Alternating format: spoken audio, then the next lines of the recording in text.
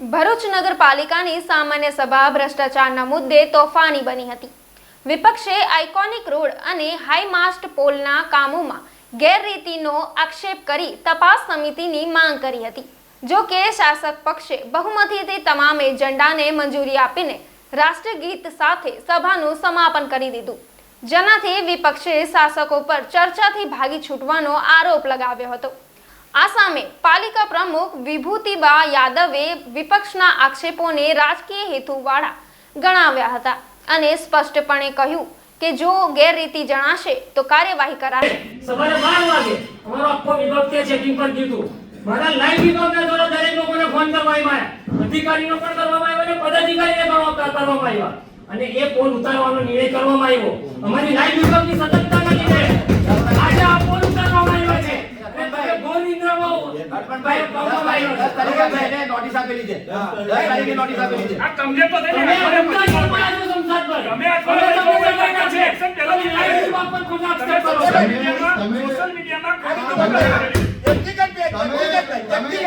તમે તમારી જવાબદારીમાંથી પાછળ હટ્યા છો એ બતાવો તમને તમારી જવાબદારી।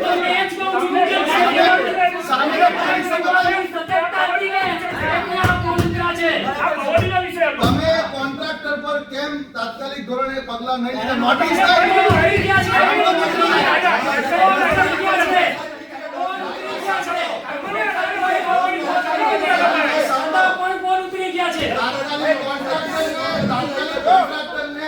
બરતરફ કરવામાં આવે, હાઈ માર્ક્સ જપ્ત કરવામાં આવે, એના પછી એના પર ફોજદારી ગુનો દાખલ કરવામાં આવે, ત્યારે તમારી કાર્યવાહી કહેવાય। આ ગુની કાર્યવાહી ના કહેવાય। કાર્યવાહી લુલી છે તમારી। હવે હું તમને કહી દઉં સમજાય, હવે હું જવાબ આપું। ભરૂચ નગરપાલિકાની મળેલી સામાન્ય સભામાં વિપક્ષના તમામ સભ્યોએ જે ભરૂચના અંદર ભ્રષ્ટાચાર થઈ રહ્યા છે તેને ઉજાગર કરવા માટે તેમને પ્રશ્નો પૂછ્યા। કેમ કે તમે જોયું હશે કે મીડિયાએ તેમજ વિપક્ષે છેલ્લા કેટલાક દિવસથી જે આઇકોનિક રોડ છે એ આઇકોનિક રોડ પર લાગેલા જે સ્ટ્રીટ લાઇટના પોલ છે તેમાં થયેલ ભ્રષ્ટાચાર હોય કે પછી મક્તમપુર વિસ્તારના અંદર જે હાઈ માસ્ટ લાગેલા હતા એના અંદર જે ભ્રષ્ટાચાર થયા છે એ તમામ ભ્રષ્ટાચારના ઉપર સવાલ જવાબ કર્યા। ત્યારે શાસક પક્ષે તમે જોયું છે કે જવાબ આપવાની જગ્યાએ હંમેશા એ જે પણ મુદ્દા હતા એને ભટકાવવાનો પ્રયાસ કર્યો છે અને જે હંમેશા આ ભારતીય જનતા પાર્ટી જે રાષ્ટ્રવાદની વાત કરે છે, લોકોને ખોટા રાષ્ટ્રવાદની વાત કરીને લોકોને પોતે બતાવે છે કે અમે રાષ્ટ્રવાદી લોકો છે। તો તમે આજે મીડિયાના મિત્રએ જોયું અને મીડિયાના મિત્રના માધ્યમથી ભરૂચ શહેરની તમામ પ્રજાએ જોયું કે રાષ્ટ્રવાદી લોકો પોતાને ખોટા રાષ્ટ્રવાદી કહેતા લોકો આજે જોયું છે કે સામાન્ય સભા રાષ્ટ્રગીતના આડની અંદર રાષ્ટ્રગીત ચાલુ સભામાં શરૂ કરી દીધી ચર્ચામાં ભાગ લેવાની જગ્યાએ અને રાષ્ટ્રગીતની આડના અંદર અહીંયાથી ભાગી છૂટેલા છે। એટલે તમામ ભરૂચની શહેરની જનતાએ આ લોકોને ઓળખવાના છે કે ખોટા રાષ્ટ્રવાદી લોકો છે। સાચા રાષ્ટ્રવાદી લોકો હોત તો એમણે ભરૂચના તમામ મુદ્દા પર ચર્ચા કરવી જોઈતી। અગાઉ આ મુદ્દા ઘણા બધા હતા જે સામાન્ય સભાના એજન્ડાના મુદ્દા કહી શકાય કે હજુ તો 12 મુદ્દા ચાલતા હતા, એ અર્ધ વચ્ચે જ મૂકીને એમને ખુરશી છોડીને જતી રહેવું પડેલું છે। એટલે આ મુદ્દો RCM સુધી પહોંચશે અને વિપક્ષ આના અંદર કડક પગલા આગળ લેશે। અમે જ વાત કરી કે RCM ના અંદર 258 અંતર્ગત આ મુદ્દે ફરિયાદ દાખલ થશે જ અને મીડિયાની સમક્ષ જ અમે બોર્ડના અંદર અમારા સાથી સભ્યોએ એમને ચેલેન્જ પણ કરેલી છે, જો તમે તપાસ સમિતિ બનાવો, તપાસ સમિતિ નહીં બને તો અમે પછી 258 કરીને બી એનો ખુલાસો માંગીશું RCM માંથી। તમે જોયું હશે કે દરેક મુદ્દાઓ, આજે અમે વાત કરી કે રંગ ઉપરના મુદ્દાની 20 વર્ષથી ચાલતો મુદ્દો છે, એમની પાસે એજન્ડામાં કોઈ વાત નવી નથી। એજન્ડામાં ખાલી ઠરાવો કરવામાં આવે છે પણ જે નવી વાત ભરૂચના નવા વિકાસ માટેના નવા કામો લાવવાના હોય એ વાત તો દૂર રહી। આજે રંગ ઉપર જેવો એક ભરૂચના હાદસામાં વિસ્તારમાં 532 વિસ્તારના અંદર આવેલું હતું, 20 વર્ષથી બજેટના અંદર લઈને આવે છે, હજુ તો સોઇલ ટેસ્ટ કરાવે છે, એનો જમીનનો સોઇલ ટેસ્ટ કરાવે છે। એના પહેલા સ્વિમિંગ પુલ લઈને આવ્યા, ત્યાં બનાવવા માટે અદ્યતન શોપિંગ બનાવવા લઈને આવ્યા, ફરીથી હમણાં લઈને આવ્યા છે કે અમે શોપિંગ બનાવીશું એના માટેનું સોઇલ ટેસ્ટ। તો તમે જાણો છો કે એમના મુદ્દાઓ જુઠ્ઠા હોય છે અને મુંગેરીલાલના હસીન સપના બનાવવા માટેના ભરૂચના લોકોને હંમેશા બનાવે છે। અમે કાલે બી ખુલાસો કર્યો કે મક્તમપુરના અંદર જે હાઈમાસ્ટ લગાવવામાં આવેલા છે તે 6 હાઈમાસ્ટ 1 હાઈમાસ્ટ 1,20,000 કિંમતનો હતો, એની જગ્યાએ 12 મીટરનો જે હતો એની જગ્યાએ 10 મીટરનો હાઈમાસ્ટ લગાવવામાં આવેલો છે।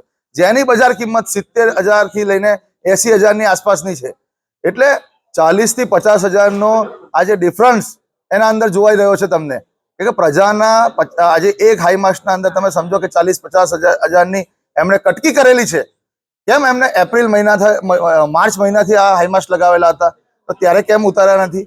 જ્યારે મીડિયાના મિત્રોને ખબર પડી, જ્યારે વિપક્ષના સભ્યોને ખબર પડી અને એમણે ત્યાં સ્થળ મુલાકાત લીધી અને એમને ખબર પડી નગરપાલિકાની અમારી હલનચલન કે અમે જે ફાઇલો તપાસી રહ્યા છે, એના પછી એમને ખબર પડવાથી જ એ લોકો હાઈ માસ્ક ઉતારવા ગયા. કેમ 4 મહિનાથી બેસી રહ્યા હતા? જો કાર્યવાહી કરવી હતી તો તાત્કાલિક ધોરણે એ જ સમયે કરવી હતી જ્યારે હાઈ માસ્ક 12 મીટરની જગ્યાએ 10 મીટર લગાવ્યા. એવી જ રીતે સેમ આઇકોનિક રોડના અંદર પણ એ જ કામ થયું છે કે જ્યારે હાઈ માસ્ક લાગેલા છે તો એમણે ફક્ત ને ફક્ત નોટિસ આપીને સંતોષ માનેલો છે. કાયદેસરની કાર્યવાહીના ભાગરૂપે કોન્ટ્રાક્ટરને તાત્કાલિક પોલ કબજે લેવા જોઈએ કોન્ટ્રાક્ટર પાસેથી નગરપાલિકાએ. હું વોર્ડ નંબર 10 ની કોર્પોરેટર સાદિકા શાનવાઝ શેખ. આજ રોજ 31 જુલાઈના રોજ જનરલ મીટિંગ જે યોજાઈ હતી, સામાન્ય સભા, તેમાં અમારા વોર્ડમાંથી મેં એવી રજૂઆત કરવામાં આવી છે કે તારીખ 14 મે ના દિવસે અમારા વોર્ડના એસઆઈ અરવિંદ રાઠોડ સાહેબ પર એક ત્યાંના અમારા લોકલ એક પર્સનનો ફોન આવે છે. એ વ્યક્તિ કહે છે કે અમારા વોર્ડમાં સ્વચ્છતા થતી નથી, કે આ જગ્યા પર કચરો છે, તમે આ સફાઈ કરાવો. એ ભાઈ પર એ વ્યક્તિ અરવિંદ રાઠોડ સાહેબે એવું કીધું છે કે તમે ભારતના નથી, તમે પાકિસ્તાનના છો, તમે પાકિસ્તાન જતા રહો. હવે મારે નગરપાલિકાની એ વાત પર બીજા જ દિવસ મેં અહીંયા આવીને રજૂઆત કરી છે કે આ વ્યક્તિની સાથે અરવિંદ રાઠોડ સાહેબે આવો મિસબિહેવ કર્યો છે અને એ વ્યક્તિને મારા વોર્ડમાં મૂકતા પહેલા મેં અહીંયા આવીને 4 વખત નગરપાલિકા સમક્ષ રજૂઆત કરી છે કે આ ભાઈ મારા વોર્ડમાં નહીં જોઈએ, કે એમને લેડીઝ સાથે કે મોટા સાથે કે ત્યાંની લોકલ પબ્લિક સાથે બહુ જ એમનું ખરાબ વર્તન છે. એટલે આ વસ્તુ યોગ્ય નથી અને નગરપાલિકા તરફથી આ હિન્દુસ્તાન પાકિસ્તાનની જે કોમ્યુનલ કરવામાં આવ્યું છે એના ઉપર એક સખત કાર્યવાહી એ ભાઈ પર લેવામાં આવે અને મારા વોર્ડમાંથી એમને તાત્કાલિક ધોરણે નીકાળીને એને બદલી કરવામાં આવે એવી મારી માંગ છે. અસ્તુ. 31/7 ના રોજ ભરૂચ નગરપાલિકામાં સામાન્ય સભા યોજાઈ હતી. આજ રોજ મુદ્દાસર આપણે એજન્ડા વાઇઝ આપણે ચર્ચા કરતા હતા, પણ વિપક્ષ દ્વારા પાયા વિહોણી અમારી ઉપર આક્ષેપો કરવામાં આવ્યા છે કે આ રીતે ખોટા કામ થાય છે. ભરૂચ નગરપાલિકામાં કોઈ રીતે ખોટા કામ થતા નથી. જેવી રીતે અમને ખબર પડે છે તેવી રીતે અમે કોન્ટ્રાક્ટર હોય, અધિકારી હોય, જે પણ હોય એની પર અમે કાર્યવાહી કરી અને અમે ધ્યાન દોરીએ છીએ. આજ હવે ઇલેક્શનનો ટાઈમ છે, તો ઇલેક્શનના ટાઈમને લઈને વિપક્ષ મીડિયા માધ્યમથી લોક પ્રસિદ્ધિ મેળવવા માટે જે કૃત્ય કરી રહ્યા છે એ યોગ્ય નથી. ભરૂચ નગરપાલિકાને ખોટી રીતે બદનામ કરે છે, આ ખોટું છે. પબ્લિકને પણ ખોટી રીતે ગેરમાર્ગે દોરે છે, એ પણ ખોટું છે. આપણે એ પોલ 8-9 તારીખ 2 દિવસમાં એ પોલ લગાવવામાં આવ્યા હતા. અમે 10 તારીખે વિઝિટમાં ગયા અને અમારા ધ્યાન પર આવ્યું હતું કે આ પોલ આપણે ટેન્ડર મુજબના નથી. તાત્કાલિક આપણે કોન્ટ્રાક્ટરને ચીફ ઓફિસરને સૂચના કરી અને કોન્ટ્રાક્ટરને નોટિસ આપવામાં આવી છે અને કોન્ટ્રાક્ટરે આપણને જવાબ પણ કર્યો છે કે આ પોલ ટૂંક જ સમયે 15 થી 20 દિવસ કે મહિનાની અંદર આપણે જે ટેન્ડર મુજબના પોલ છે એ પોલ આપણે ચેન્જ કરી અને કામગીરી પૂર્ણ કરીશું. તપાસ સમિતિમાં તો એવું છે કે આપણી પાસે કોન્ટ્રાક્ટર કામ કરવા માટે તૈયાર છે અને ખોટી રીતે કશું થયું નથી અને આ પોલ ઉતારી પણ લેવામાં આવ્યા છે અને નવા પોલ લગાવવાની કોન્ટ્રાક્ટરે તૈયારી પણ બતાવી છે. તો એમાં તપાસ સમિતિ માટે અમે જો કરવાની હશે તો કરીશું અને જો કોન્ટ્રાક્ટરે કામ કરવાની તૈયારી બતાવી છે અને યોગ્ય રીતે કામ કરશે તો પછી તપાસ સમિતિની કોઈ જરૂર નથી. આમાં એવું હતું કે પોલ આપણે આઇકોનિક રોડ પ્રમાણે પોલ નાખતા હતા. જે MS ના પોલ હતા અને કાસ્ટિંગના પોલ હતા એમાં ડિફરન્સ તો હતો, પણ આપણને એવું કે આઇકોનિક રોડ પ્રમાણે જે ડિઝાઇનની હતું એ રીતે એમને વિચારીને નાખ્યું અને જેવું આપણા ધ્યાન પર આવ્યું તે રીતે આપણે નોટિસ કરી અને કામ અટકાવ્યું છે અને કામગીરી યોગ્ય રીતે આપણે પૂર્ણ કરીશું. અમે કોઈ રીતે ભાગવાનો પ્રયત્ન નથી કર્યો. દર બોર્ડમાં અમે વ્યવસ્થિત રીતે અને સાચી રીતે એમનું સાંભળીને જવાબ આપીએ છીએ, પણ આ વખતે એ લોકોના આક્ષેપો ઊંધા હતા એ આક્ષેપો અમે બોર્ડની એજન્ડા પર ચર્ચા કરવાનું કીધું, પણ એ લોકો એજન્ડાની બહાર જઈને અમારી પર ખોટા આક્ષેપો કરતા હતા, અમારી પાર્ટી વિરુદ્ધ બોલતા હતા, જેથી કરીને આપણે વારંવાર સૂચના આપવામાં આવી અને કહેવામાં પણ આવ્યું કે સભ્ય અને મીડિયા અને અધિકારી સિવાય કોઈ પણ વ્યક્તિ અંદર જે અપેક્ષિત ના હોય એ બહાર જાય. પણ એ લોકોની માંગ હતી કે સભ્યના હસબન્ડ છે તો એમને બેસવા દેવામાં આવે, અને વચ્ચે એમના હસબન્ડ પણ બોલ્યા. તો એને ધ્યાન પર લઈને આપણે આ બોર્ડ પૂર્ણ કરવાનો પ્રયત્ન